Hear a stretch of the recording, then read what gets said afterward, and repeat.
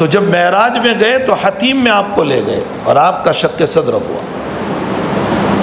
فرماتے ہیں کہ جبریل و میکائیل تشریف لائے اور میرے قلب کو نکالا اور نکال کر کے اس کو دھویا، لیکن جس پانی سے دھویا گیا وہ زمزم تھا۔ البتہ جس برتن میں پانی رکھا گیا وہ جنت کے برتن تھے، برتن جنت کے تھے جو فرشتے لے کر آئے تھے، پانی زمزم تھا۔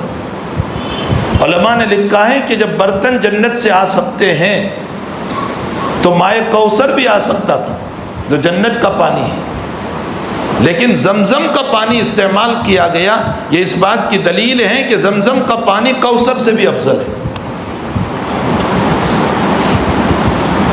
زمزم کا پانی جو ہے، ہمارے حافظ ابن حجر عسقلانی رحمۃ اللہ علیہ نے ماء زمزم مستقل ایک کتاب لکھی، اور صرف زمزم کے پانی پر حضرت نے 150 صفحات روایتوں کو جمع کر کے لکھے۔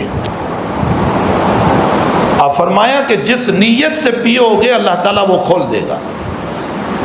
میرے ایک ملنے والے ہیں، کینسر کے مریض تھے، میں خود آپ کو ایک اپنی بات بتاؤں، وہ کینسر کے مریض تھے، اللہ نے ان کو لیور کینسر تھا، آپریشن ہوا تھا ان کا، لیکن دوبارہ پھر بیماری عود کرائی تھی۔ وہ یہ سوچ کر چلے گئے کہ بہرحال موت تو یقینی ہے، چلو وہاں موت آ جائے گی۔ وہ گئے اور روزانہ زمزم کے پانی سے نہاتے رہے۔ فقہاء نے لکھا ہے کہ استنجا ممنوع ہے، ورنہ غسل کر سکتے ہیں، استنجا نہ کریں، جنابت کا غسل نہ کریں، باقی ویسے آپ زمزم کو استعمال کر سکتے ہیں بطور تبرک کے۔ علماء نے لکھا ہے کہ اپنا کفن بھی اگر زمزم میں بھگو لیا جائے تو اچھا ہے، برکتی چیز ہے۔ حیاتی میں اپنا کفن تیار کرنا یہ بھی حدیث سے ثابت ہے۔ حدیث شریف میں ہے کہ ایک عورت آئی بہترین عبا لے کر، اب فرمایا کہ یا رسول اللہ اس کی جو دھاڑیاں ہیں نا، اس پر جو ڈیزائن بنائی ہے یہاں حضرت یہ میرے ہاتھ سے میں نے خود بنائی ہے تاکہ آپ اس کو پہنے۔ حضرت نے لیا اس کو اور پہنا، تو ایک صحابی رضی اللہ تعالیٰ عنہ بیٹھے ہوئے تھے، انہوں نے کہا یا رسول اللہ بڑی اچھی چادر ہے، آپ مجھے عنایت فرما دیں۔ تو حضرت اندر گئے، تو دوسرے صحابہ نے کہا کہ جو نبی کو پسند تھا آپ نے اس کو مانگ لیا۔ تو وہ صحابی فرماتے ہیں کہ میں نے اس لیے نہیں مانگا کہ مجھے پسند آ گئی، میں نے اس لیے مانگا کہ نبی کے بدن مبارک سے لگی ہے، برکت والی چیز ہو گئی، میں اپنا کفن بناؤں گا۔ اور حضرت یہ بات سن رہے، لیکن آپ نے منع نہیں فرمایا کہ تو کیسے کفن بنائے گا۔ علماء نے لکھا ہے کہ تقریر رسول سے، یعنی نبی کی خاموشی سے یہ ثابت ہو گیا کہ کفن اپنی حیاتی میں بنانا جائز ہے۔ اور اسی روایت میں ہے کہ حضرت نے وہ جو ہدیہ دیا تھا اس عورت نے، تو حضرت نے یوں جھک کر لیا بالتواضع، اور امت کو اس بات کی تعلیم دی کہ کسی کے ہدیے کو حقیر نہ سمجھنا، اس لیے کہ اس میں محبت کی قدر ہوتی ہے، چیز کی قدر نہیں ہوتی۔ ہدیے میں اصل محبت ہے، چیز نہیں ہے۔ اور چونکہ عورتوں کا مزاج معمولی ہدیے میں غلط ہوتا ہے، اس نے کیا دیا، 200 روپے کا کپڑا دیا، ایسے تو اس سے اچھے تو ہم پہنتے ہیں، وہ بسکٹ دے دی اور کیا دیا، اس کو 2 چاکلیٹ دے دی۔ یہ عورتوں کے جملے ہیں۔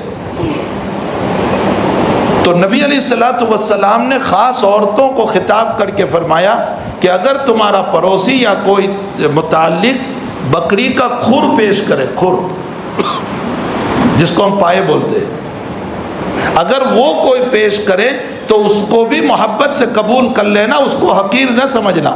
اس میں خطاب خاص طور پر عورتوں کو کر کے اشارہ کیا اس بات کی طرف کہ تمہارا مزاج جو حقارت کا ہے وہ نہیں ہونا چاہیے۔ ہدیے میں قدر محبت کی ہوتی ہے، چیز کی نہیں ہوتی، لیکن لوگ چیز دیکھتے ہیں، محبت نہیں دیکھتے، حقیقت ہی کو نہیں سمجھا ہے نا، اس لیے اگر حقیقت سمجھتے تو یہ مسئلہ نہ ہوتا۔ تو زمزم کے پانی سے قلب مبارک کو دھویا گیا اور ایمان و حکمت کی باتوں کو آپ کے قلب پر ڈالا گیا اور پھر آپ کے سینے کو بند کر دیا گیا۔ انس فرماتے رضی اللہ تعالیٰ عنہ، میں نے وہ قطع ہوا نشان بھی دیکھا۔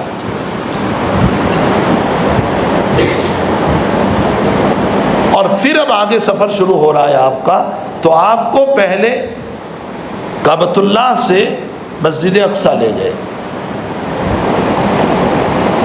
مسجد حرام جو ہے نا وہ کعبۃ اللہ ہے،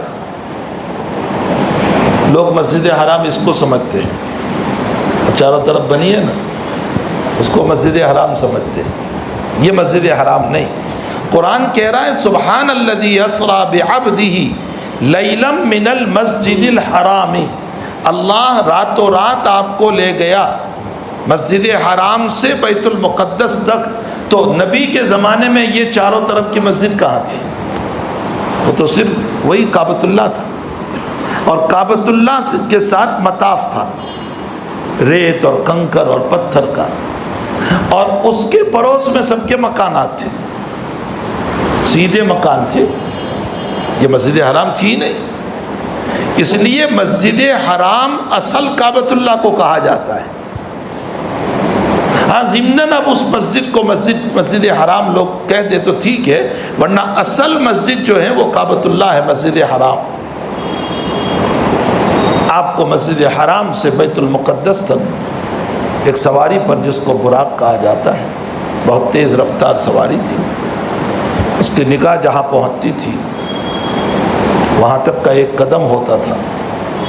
اور مسلم شریف کی روایت میں ہے کہ جب وہ چلتا تھا جانور تو پہاڑ کے اوپر، اس لیے کہ مکہ مکرمہ سے بیت المقدس تک بیچ میں پہاڑ بھی تھے، تو جب وہ یوں چڑھتا تھا تو پیچھے کے پاؤں اونچے ہو جاتے تھے تاکہ بیلنس رہے، اور جب نیچے اترتا تھا تو آگے کے پاؤں بلند لمبے ہو جاتے تھے تاکہ بیلنس رہے، اس لیے کہ محبوب آ رہا ہے۔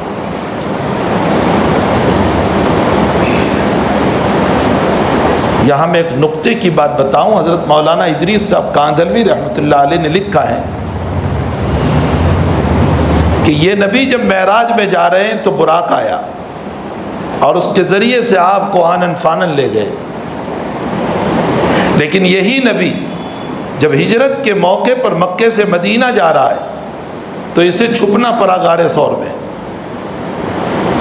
اپنے پیسوں سے اونٹنی خریدنی پڑی اور چھپتے چھپتے راستوں سے جانا پڑا۔ تو محبوب رب العالمین ہے، اس کو معراج کے اندر اگر براق کے ذریعے سے چند منٹوں میں پہنچایا جا سکتا ہے تو پھر ہجرت کے موقع پر براق کے ذریعے سے چند منٹوں میں کیوں نہیں پہنچایا؟ سیرت مصطفیٰ میں مولانا ادریس صاحب کاندھلوی رحمۃ اللہ علیہ اس سلسلے میں فرماتے ہیں کہ اصل بات یہ ہے کہ معراج کا سفر خداوندی مہمانی تھی اور ہجرت کا سفر تبلیغ کا تھا، تو اللہ نے اشارہ فرمایا میری مہمانی میں تو میں گاڑی بھیج رہا ہوں، لیکن دنیا کی دعوت و تبلیغ کا مسئلہ ہوگا تو تکلیفیں اٹھانی پڑے گی، تکلیف کے بغیر تبلیغ کا کام نہیں ہو سکتا۔ مسجد میں بیٹھیں اور دشت ہو جائے یہ نہیں ہو سکتا ہے۔ 2-3 آدمیوں کو مل لیا اور کام بن گیا، مشورے میں بیٹھے اور مشورے پر کوئی عمل نہیں، مسجد والی جماعت میں بیٹھتے ہیں اور اس میں ہونے والی بحثوں پر کوئی عمل نہیں، اس سے کچھ نہیں ہوگا جب تک کہ اس کو عمل میں نہ لایا جائے۔ عمل میں لانا ضروری ہے۔ تو معراج کے موقع پر اشارہ فرمایا کہ یہ میری مہمانی ہے، میں میزبان ہوں، آپ میرے مہمان ہیں، تو میں آپ کے لیے گاڑی بھیج رہا ہوں، سواری بھیج رہا ہوں۔ اور ہجرت کا سفر یہ دعوت و تبلیغ کا سفر ہے، اس لیے کہ اب وہاں جانے کے بعد آپ کو دعوت کے ایک میدان میں اترنا ہے اور دعوت و تبلیغ میں مشقت اٹھانی پڑے گی، اس کے لیے یہاں پر سواری نہیں بھیجی گئی۔ یہ بہت لطیف اشارہ ہے۔